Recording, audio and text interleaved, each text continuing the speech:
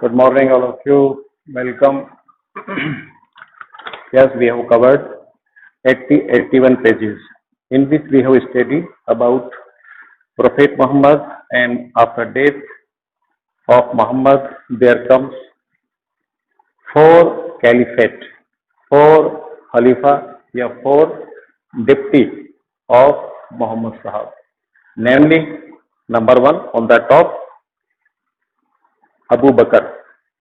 Number two, Hazrat Umar. Number third, Usman Ghani. Number fourth, हजरत अली. ये fourth कैलिफेट्स थे. अबू बकर ने, जैसा कि मैंने आपको उस टाइम बताया था, इन्होंने कंसोलिडेट किया. इन्होंने जो स्ट्राइफ थे, जो सिविल वॉर्स थे स्पार्सली अरब कंट्री में, उनको पेंटअप किया, उनको सबड्यू किया, उनने कंप्रोमाइज करवाया.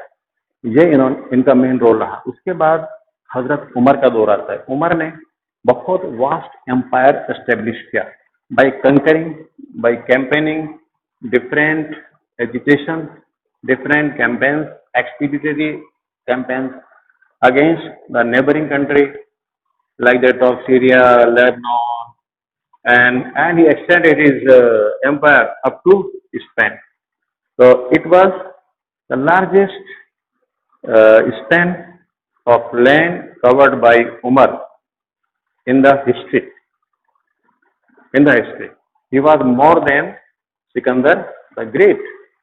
Now comes the next Khalifa, या Caliphate, Usman.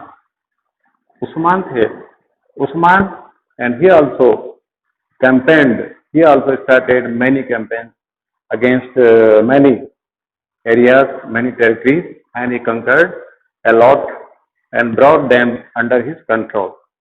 Like that of Syria, we have Syria है, इजिप्ट है, ईरान है, इराक है, मैनी कंट्रीज, ये बिग पावर्स है. इसके बाद हमने देखा देयर आफ्टर पेज नंबर है 82 पे हम स्टार्ट करेंगे. यहाँ से स्टार्ट होगा. यहाँ से स्टार्ट होगा. In all the conquered promise, ये सारे जीते हुए जो प्रोमिसेस थे, जो सूबे थे, जो प्रदेश थे, है ना. द कैलिफेट अब इतने ज्यादा सूबे हो गए, इतने ज्यादा टेरिटरीज को जीत लिया गया कि 4 खलीफा कम पड़ने लगे. 4 कैलिफेट का जो टाइम था, मतलब ये जो थे, ये कम. अब इन्होंने क्या, एक नई स्ट्रेटेजी, एक न्यू एडमिनिस्ट्रेटिव सिस्टम एस्टेब्लिश किया, वो था गवर्नर. अब इन्होंने गवर्नर बनाना शुरू किए, गवर्नर राज्यपाल बनाना शुरू किए, और चीफ्टेन और सरदार, कि भाई तुम वहां के सरदार हो, तुम वहां के गवर्नर हो गए. इस तरह से इन्होंने अपना कामकाज लेना शुरू किया. इसके बाद आता है, और अपने, क्योंकि अब इनका सोर्स ऑफ इनकम बढ़ चुका था, रिसोर्सेज बढ़ चुके थे in the form of taxes as well as booty, share of booty. Booty कहते हैं माल गनीमत, वो माल जो लड़ाई में जीता गया हो. लड़ाई जीती,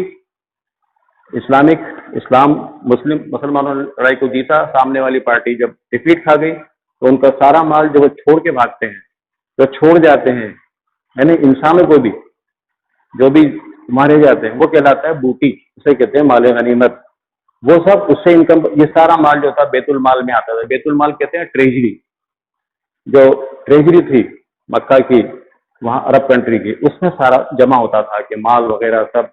और जो गुलाम होते थे, जो कैप्टिव्स होते थे, उनको गुलाम बनाया जाता था. ठीक है, उनसे अलग अलग काम लिए जाते थे. ठीक, इस तरह से बूटीगल, इस तरह से ये सोर्स ऑफ इनकम इन्होंने पाया, इलाकों को बढ़ा के, विस्तार करके, 2 तरह से इनकम को इन्होंने अपने बढ़ा लिया. उसके बाद आता है, और इस तरह से ये जो थे, ये बिल्कुल रेडी रहा करते थे हमेशा लड़ने के लिए. और 3 स्ट्रेटेजीज इन्होंने अपनाई अरब वालों ने युद्ध को जीतने के लिए. नंबर 1 था मिलिट्री स्ट्रेटेजी, मिलिट्री को किस तरह से आगे बढ़ाना है, कहां से हमला करना है, नंबर 1. नंबर 2 था रिलीजियस फर्वर, एक था इस्लाम धर्म को फैलाने का जज्बा, फैलाने का पैशन, वो जो क्रेज था, एक वो जो क्रेज था, वो इनको काफी आगे तक ले गया. और उसके बाद था वीकनेस ऑफ द अपोजिशन, सामने वाला कितना कमजोर है, उसको एसेस करके इन्होंने हमले किए और ये जीतते गए और स्पेन तक चले गए। बड़ा एक एरिया कैंप, जैसे मैंने बताया आपको, सिकंदर महान से भी बड़ा एरिया हजरत उमर के दौर में कवर्ड हो चुका था। इसके बाद आता है, पेज नंबर पे आइए आप, 83 पेज, इस पेज पे आ जाएं, और मैंने शॉर्ट में आपको बता दिया है। इसके बाद पॉलिटिकल एक्सपेंशन, इस तरह के पॉलिटिकल राजनीतिक एक्सपेंशन, पॉलिटिकल एक्सपेंशन विस्तार होता गया और उनमें चीफ्टेंस सरदारों को बिठाया गया, उनमें गवर्नर्स को अपॉइंट किया गया, एंड यूनिफिकेशन, और यूनिफिकेशन सबको यूनाइट करके, कंसोलिडेट करके, है ना, did not come easily to the tribe man. तो ये कह रहा है ये सारी चीजें जो थी अरबों के पास बड़ी मेहनत के बाद आई। ये कह रहा है भी ट्रेड जो इलाकों का जो विस्तार हुआ, यानी अरब कंट्री जो बढ़ता गया, फैलता गया, the unity of the Umma community of Muslims Umma became threatened bye conflict over the distribution of resources and offices पद रैंक। तो अब क्या हुआ, उम्मा जो थी वो आपस में थोड़ी सी उनमें डिस्प्यूट होने लगा, किसको लेकर, डिस्ट्रीब्यूशन ऑफ रिसोर्सेज, जैसे ये पानी है, ये रिवर कौन लेगा, ये मतलब जो रिसोर्सेज थे वहां के, उसको लेकर और पदों को लेकर, उस पर लेकर थोड़ा डिस्प्यूट हुआ।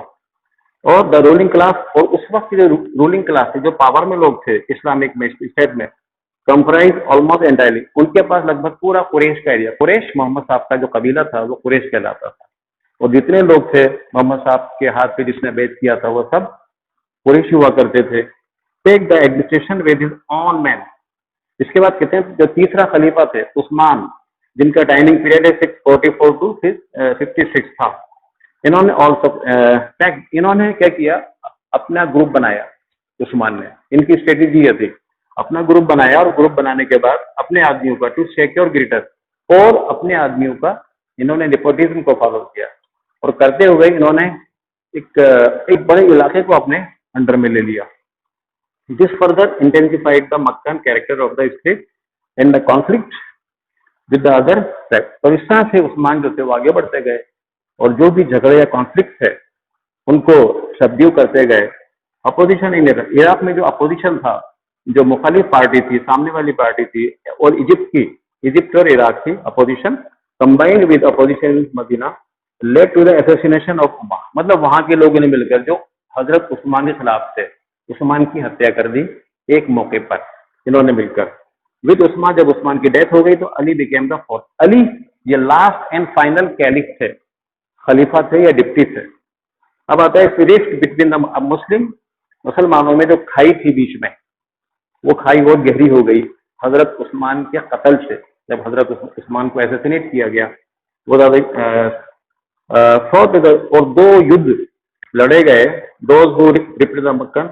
एक तरफ तो थी मक्कन, मक्का के जो एरिस्टोक्रेटिक लोग थे वो लोग थे ऑल्सो, और उसके बाद all establish in self eight Kufa, ये सब के सब कूफा में एस्टेब्लिश हो गए। मतलब अली जो थे, हाँ, अली ने अपने आप को कूफा एक जगह है, पड़ा है, इसमें अपने डेजर्ट एरिया है, वहां उन्होंने अपने आप को एस्टेब्लिश किया, वहां उन्होंने अपने ऑफिस बनाया।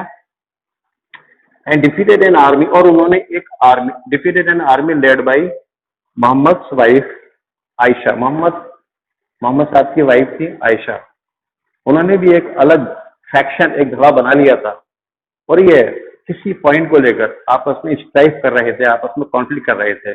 और इस तरह से हजरत उस्मान ने आयशा का जो फैक्शन था उसको डिफीट दी, एक पॉइंट पर आकर, एक मोर्चे पर आकर।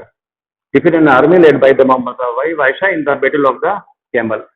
ये कौन सी लड़ाई है, उस्मान और आयशा के बीच में, जो मोहम्मद साहब की बेटी थी, बैटल ऑफ द कैमल, ऊंट की लड़ाई, ऊंटों पर लड़ी गई लड़ाई, ये 657 में लड़ी गई। He was, however, not able to suppress the faction by the Muawiya. अब दूसरे थे माविया भी कौन थे, गवर्नर थे हजरत माविया के अटैक को ये संभाल नहीं पाए उस्मान। उधर माविया ने जो था फैक्शन, ये भी एक ग्रुप था, एक धड़ा था, और एंकेस मैन ऑफ उस्मान। माविया कौन थे, उस्मान के ही एक रिलेटिव थे, लेकिन उस्मान उनका सामना अच्छे से नहीं कर पाए। And the governor of Syria, और ये माविया जो थे सीरिया के गवर्नर भी थे और हजरत उस्मान के रिलेटिव भी थे, ठीक है ना। अली सेकंड बैटल, अब ये अली की सेकंड बैटल, दूसरी लड़ाई होती है अली की। एक सिफिन एक जगह है, मतलब नॉर्थ मेसोपोटामिया का नॉर्थ पार्ट में एक सिफिन है, वहां पर अली और एक अदर फैक्शन है, उसके बीच में फाइट होता है, वॉर होता है, एंडेड इन ए ट्रूस, और इसका खात्मा होता है, ये समाप्त होता है ट्रूस, एक संधि होती है दोनों के बीच में, truce which split the follower into, जब जो संधि हुई, संधि से आपस में एक दूसरे से जो जो हजरत माविया के और हजरत अली के जो फॉलोवर थे उनमें आपस में स्प्लिट हो गया, उनमें आपस में मतभेद हो गया, इसको लेकर, संधि को लेकर, split truce which split the follower into two groups, तो दो ग्रुप बन गए, some remain loyal to him, कुछ अली के वफादार थे और कुछ हजरत माविया के वफादार थे, while others left the camp, कुछ लोगों ने कैंप, इनका जो कैंप था, जो शिविर था, जो कबीला था, उसको छोड़ दिया नाराजगी में, and came to be known as Kharijis, और जब कबीला छोड़कर जब ये निकले तो उनको अरबिक लैंग्वेज में हारजीज कहा गया, मतलब जो खारिज हो गए, जो डिपार्ट हो गए, जिन्होंने छोड़ दिया। सुन आफ्टर, इसके तुरंत बाद अली वाज एसिनेटेड बाय खारजी, एक खारजी जो अलग हुआ था, हजरत अली से जो अलग हुआ था नाराज होकर, उनमें से किसी एक ने हजरत अली का खून कर दिया। अली वाज एसेसिनेटेड बाय ए खारजी, एक दुश्मन ने उनको इन ए मॉस्क एट कूफा, कूफा में एक मस्जिद थी, मस्जिद के अंदर इनको एसेसिनेट किया हजरत अली को। आफ्टर इनकी डेथ के बाद इनके जो फॉलोवर थे हजरत अली के, paid allegiance to his son, allegiance कहते हैं एक्सेप्टेंस, भरोसा जिसे कहते हैं, उन्होंने allegiance to his support, allegiance कहते हैं सपोर्ट करना, सॉरी, अब उन्होंने अपना सपोर्ट किसको दे दिया, उनके बेटे को, हजरत अली के बेटे, हजरत अली के बेटे को दे दिया। कौन थे उनके बेटे? हसन हुसैन, दो बेटे थे, उनको अपना सपोर्ट दिया इनके फॉलोवर, हुसैन नाम था उनका, एंड हिज डिसेंडेंट्स, हुसैन के बाद उनके जो भी डिसेंडेंट थे, उनके जो भी उनसे रिलेटेड लोग थे, उनको Muawiya made himself the next caliph in 16, उधर मुआविया ने अपने आप को अगला खलीफा डिक्लेयर कर दिया 661 में, फाउंडिंग द उमैयद डायनेस्टी, और हजरत मुआविया ने एक नए फैक्शन, एक घोड़े का की फाउंडेशन रखी, उसका नाम रखा हुआ है उमैयद, उमैयद डायनेस्टी, उमैयद वंश के नाम। तो उमैयद डायनेस्टी का फाउंडर कौन हुआ? हजरत मुआविया, जो उस्मान के रिलेटिव्स हैं, विच लास्टेड, जो 750 तक ये जो ग्रुप था, डायनेस्टी थी, ये चली 750 तक चली। आफ्टर द सिविल वॉर, जब आपस में सिविल वॉर, गृह युद्ध के बाद, आपस में लड़ाई के बाद, it appeared as if Arab domination would dissing, ऐसा लग रहा था, इतने झगड़े हो रहे थे आपस में, ऐसा लग रहा था, खून खराबा हो रहा था, और ऐसा लग रहा था कि अब अरब कंट्री में क्या हो जाएगा, अब अरब कंट्री जो है वो बिखर जाएगा, ऐसा मालूम हो रहा था।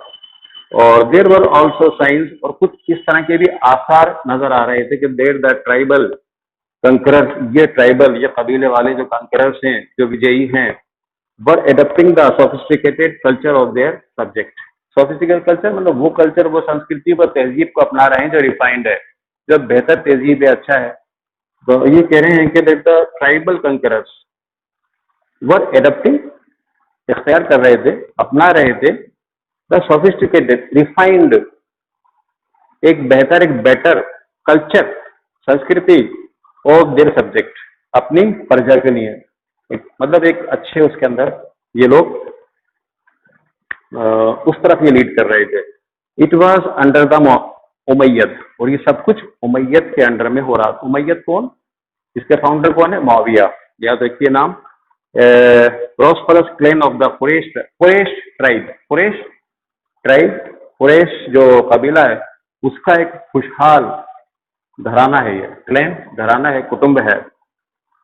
That is second round of consolidation took place, और इन लोगों ने फिर सेकेंड राउंड लिया का कंसोलिडेशन का, मतलब इन्होंने जो इलाकों को जीता है ना, उसको उन्होंने कंसोलिडेट किया, यूनाइट किया और एक किया। ठीक है, आज इतना ही लेंगे हम, अब एग्जाम का टाइम आ रहा है, 11:30 बजने वाले हैं।